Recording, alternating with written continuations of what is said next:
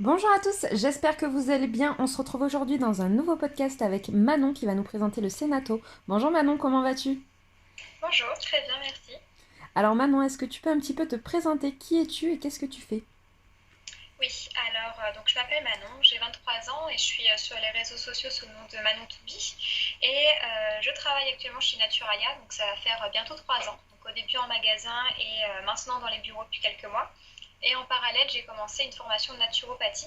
Donc là, je suis à ma deuxième année, donc je suis au milieu de ma deuxième année avec le Sénato en cursus week-end. D'accord. Vous retrouverez donc tous les liens de Manon en barre d'infos, donc sa chaîne YouTube, ses réseaux sociaux, pour aller la découvrir. Est-ce que tu peux nous présenter un petit peu le Sénato? Donc le Senato, c'est une des écoles pionnières en naturopathie puisqu'elle va fêter ses 30 ans au mois de juin, parce qu'elle existe depuis 1990.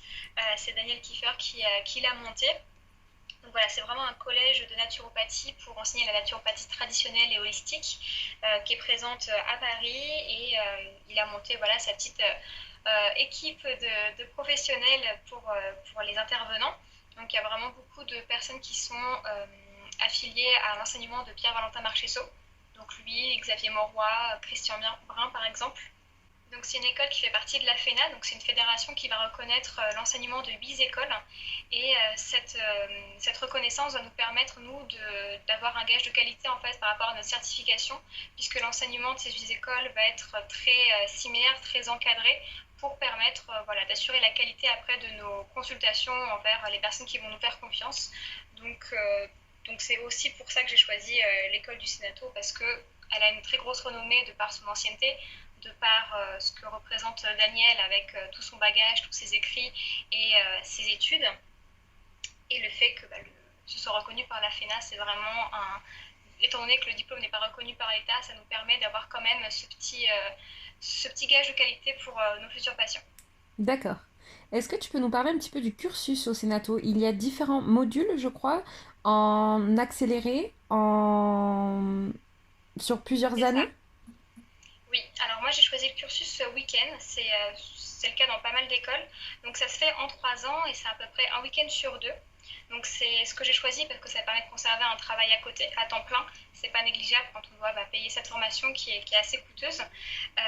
Et ça nous laisse aussi beaucoup de temps d'intégrer tout ce qu'on apprend et de mettre en pratique.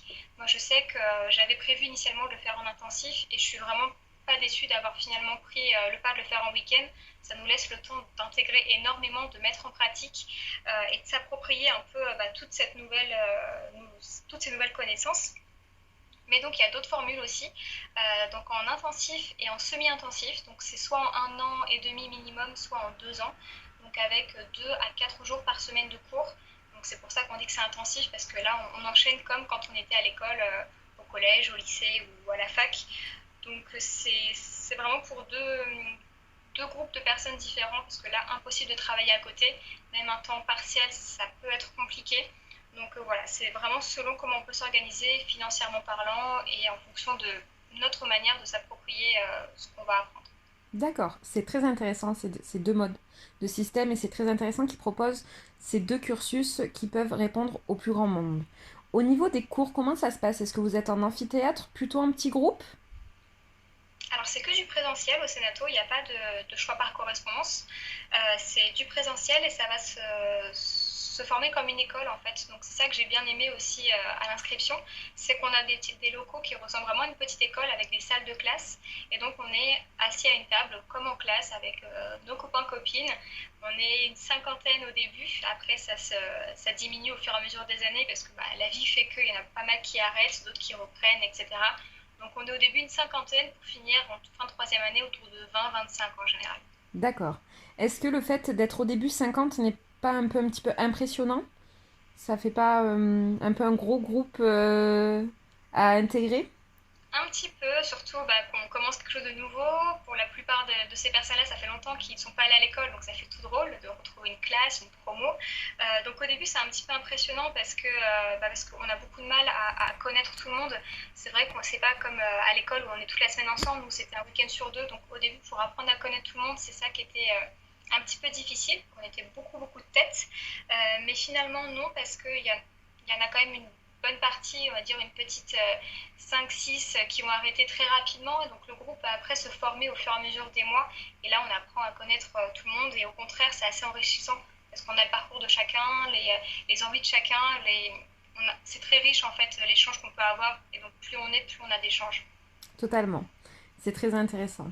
Au niveau de l'équipe pédagogique, comment ça se passe? Est-ce que vous avez une équipe pédagogique à votre écoute? Comment ils fonctionnent en lien élève-professeur? Est-ce que vous pouvez les appeler? Ça se passe par email? Comment se déroule en fait le lien avec l'équipe pédagogique?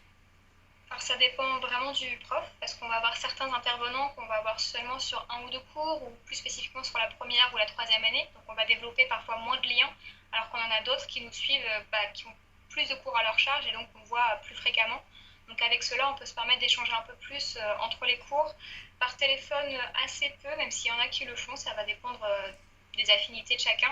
Par mail, ils sont quand même assez disponibles et c'est vrai qu'ils se rendent quand même assez disponibles. Il y a beaucoup de profs qui organisent des stages en dehors et donc on les connaît aussi un petit peu par ce biais-là. Et oui, on a très peu de profs qui mettent des barrières en fait une fois sortis de l'école. En général, on a vraiment une discussion qui est assez libre avec eux et donc on peut faire appel à eux si on a besoin. D'accord, c'est très intéressant.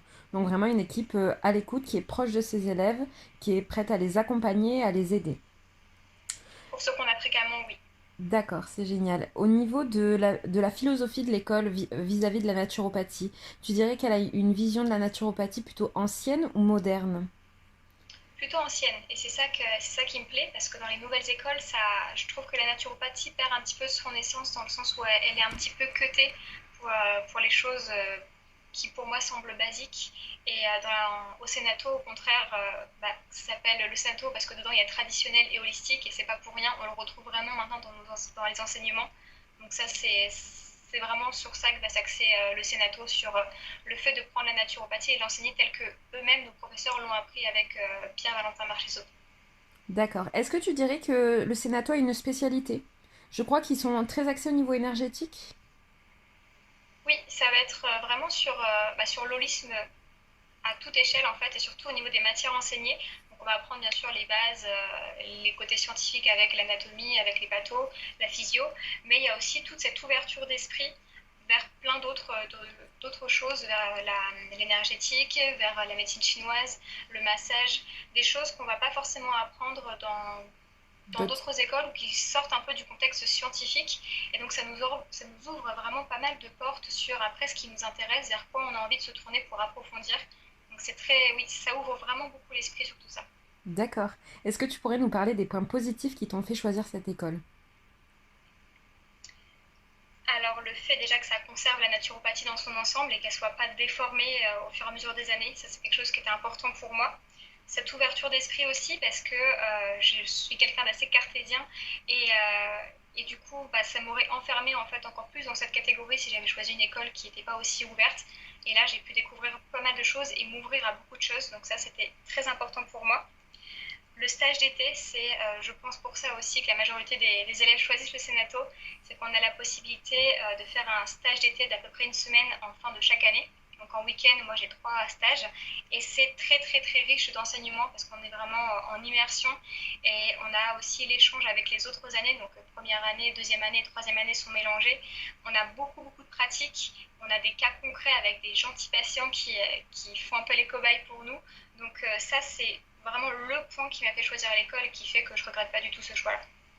Vous avez un bon clinica, je crois. Vous avez quand même pas mal de rencontres et d'entretiens et de consultations à faire lors de votre cursus. Alors en week-end, c'est quasiment seulement sur les stages, parce que vu qu'on se voit qu'un week-end sur deux, c'est compliqué d'organiser ce genre d'échange, donc c'est pour ça qu'on a 3 stages. En revanche, en intensif et en semi-intensif, vu qu'ils n'ont qu'un seul stage à la fin de leur cursus, eux organisent des petites sessions, oui, avec des gentils patients qui font venir à l'école pour organiser cet échange-là, pour pas qu'ils soient lésés non plus dans leur cursus et qu'ils puissent pratiquer tout au long de leur cursus aussi. D'accord. Est-ce que tu pourrais nous parler des points négatifs de ta formation? Est-ce que tu en ressens? Alors, il y en a un petit peu, hein, comme dans toute école.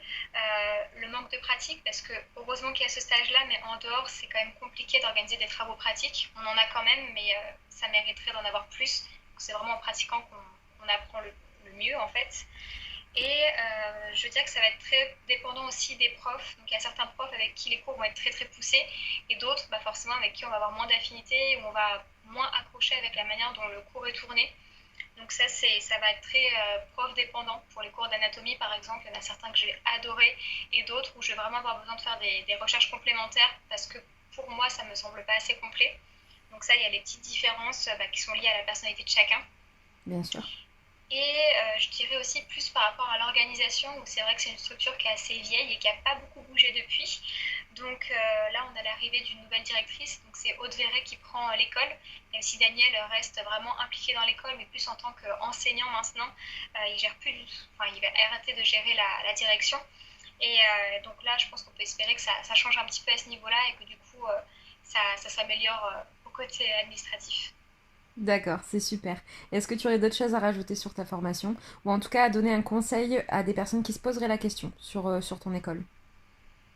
Je pense que c'est vraiment important d'assister aux portes ouvertes, parce que moi j'hésitais entre deux écoles principalement, et le fait d'aller aux portes ouvertes, ça m'a vraiment scindé en deux le choix, quoi. C'était devenu une évidence, et donc je pense que c'est vraiment très important, c'est là que vous allez voir si ce qui va vibrer le plus en vous par rapport à ce que le directeur, en général c'est lui qui parle, va vous dire, donc d'assister au maximum de portes ouvertes.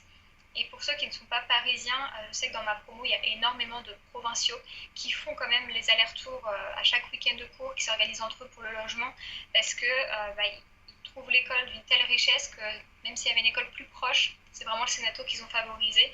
Et voilà, je sais que je ne regrette absolument pas mon choix par rapport à la qualité de l'enseignement que j'ai. D'accord, c'est super. J'aimerais rajouter une petite chose. C'est vrai que plusieurs professeurs du Sénato ont écrit de nombreux livres. Bon, Daniel Kiefer, Christian Brun. Donc, si vous vous posez des questions un petit peu sur cette école, la philosophie de l'école, etc., que vous avez envie d'un peu plus de renseignements, moi, je vous conseille toujours de lire les livres des directeurs d'école. Ça peut vous donner, en tout cas, un petit aperçu de la personnalité de la personne. Et donc, voilà.